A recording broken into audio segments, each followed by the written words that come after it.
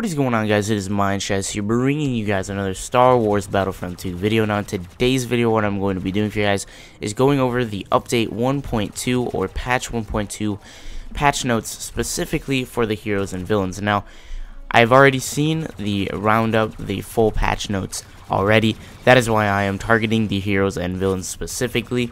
As you guys know, in this update, they added jetpack cargo, custom locations to custom arcade, including Kashyyyk, Hoth, Endor, Crate, Jakku, and Death Star, which is awesome. They also, for a limited time, have added 3 new hero appearances: the Hoth appearances for Luke Skywalker, Leia Organa, and Han Solo, and of course a lot of tweaks and bug fixes to heroes. So I am targeting the heroes specifically. To begin, we have Boba Fett. It says, "We've made a substantial change to the way Boba Fett's jetpack feels when flying. We think you're going to love the increased maneuverability. Furthermore, we improved its efficiency at distance with the EE3.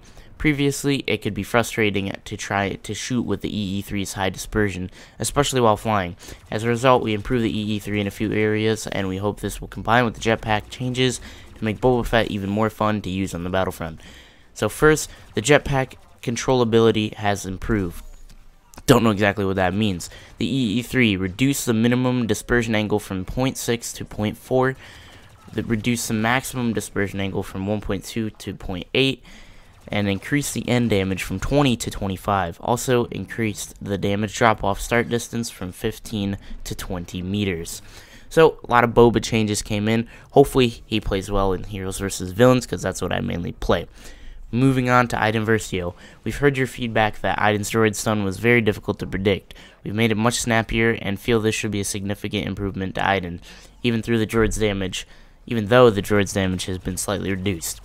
So they fixed an issue where Iden's droid stun didn't give damage on the first attack, reduced the time between the ability activation and shock of the droid stun, and finally reduced the damage from 40 to 50.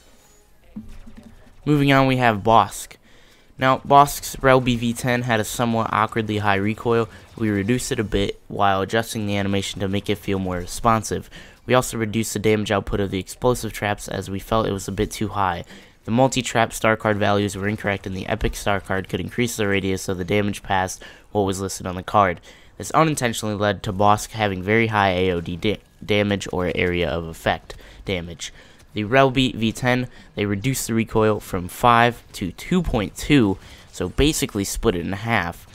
Explosive traps, they reduced the damage from 80 to 76 per trap, and for the multi-trap, fixed the blast damage radius to fit the star card's numbers. Moving on, we have Rey. Rey's signature ability, Insight, had an incredible range and could go as far as 75 meters when paired with certain star cards. This was a bit too much, and we've decided to reduce it drastically. We'll monitor how this change affects Rey's performance. For Mind Control, they reduced the Mind Control radius from 20 to 18 meters. For Insight, they reduced Insight radius from 50 to 30. And for Farsight, they reduced the bonus by 10%.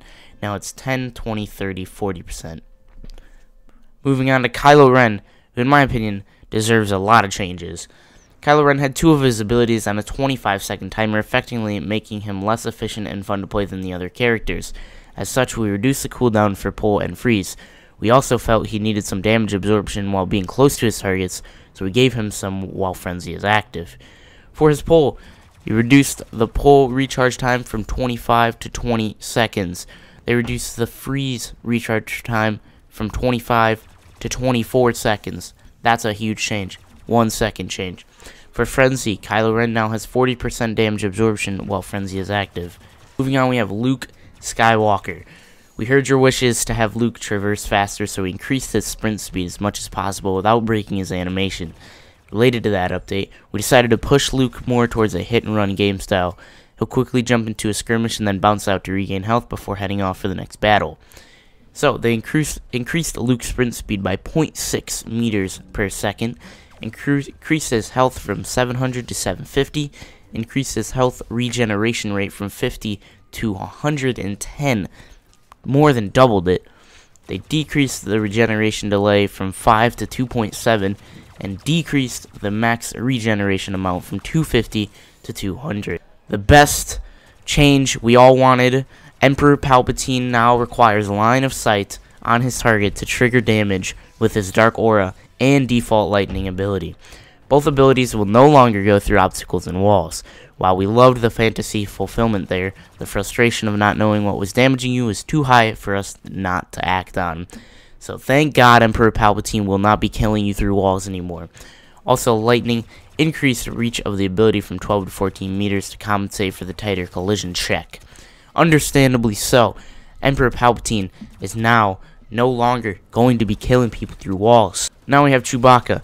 Chewbacca had one of the longest stun duration abilities in the game, and it made him quite powerful. However, we wanted the stun to be a bit more tactical, so we reduced the duration.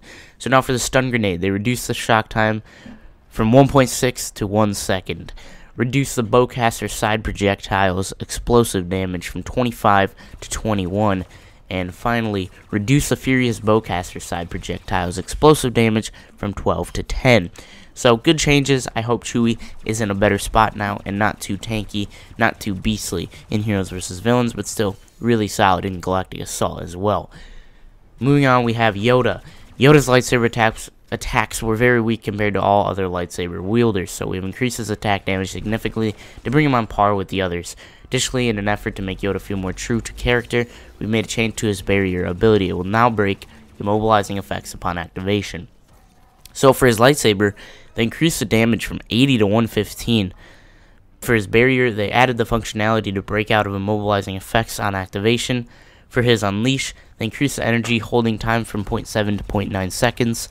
They also increased the angle from 40 to 45 degrees. And finally, for Unleashed, they increased first tier damage from 100 to 110, second tier from 125 to 130, third tier from 150 to 160, and fourth tier from 175 to 190. With Lando, we felt that Lando needed a boost to increase his effectiveness against lightsaber users. The best tool he had against them had a 25-second cooldown.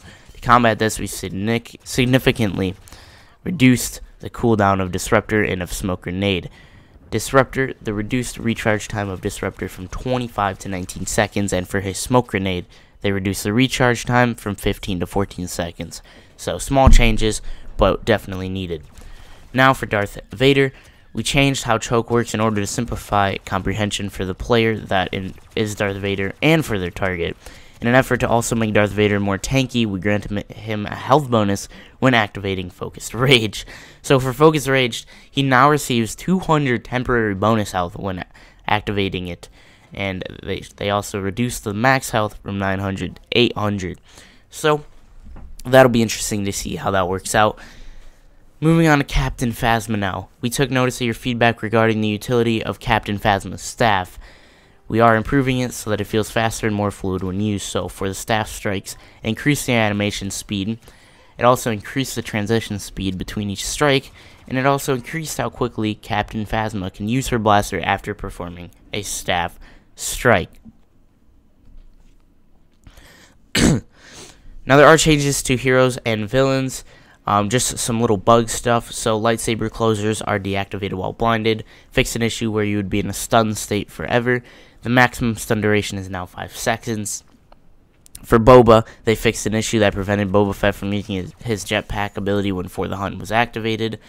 Luke Skywalker, for his Epicenter, the ability will now deal the proper amount of damage when used. For Yoda's Field of Force, it edited the description of this ability to make it clear that all friendlies will receive a health bonus when used. For Yoda's Enduring the Force, this ability will now apply the proper amount of bonus time. For Yoda's Master of the Force, this ability will no longer damage players inconsistently and only when released at maximum power. And finally, for Finn's Deadeye, the targeting crosshair should be properly removed after the ability has been used. So that's going to do it for all of the main heroes and villains changes. I apologize if I stuttered on a few words. I'm really bad at reading out loud, so I apologize, but I hope you guys did enjoy the video. If you did, definitely drop a like. If you guys are excited about 1.2, put it in the comments down below. Hope you guys enjoyed the video. Love you guys so much. Have an amazing day, everybody. It's been your boy MindShaz, and peace out.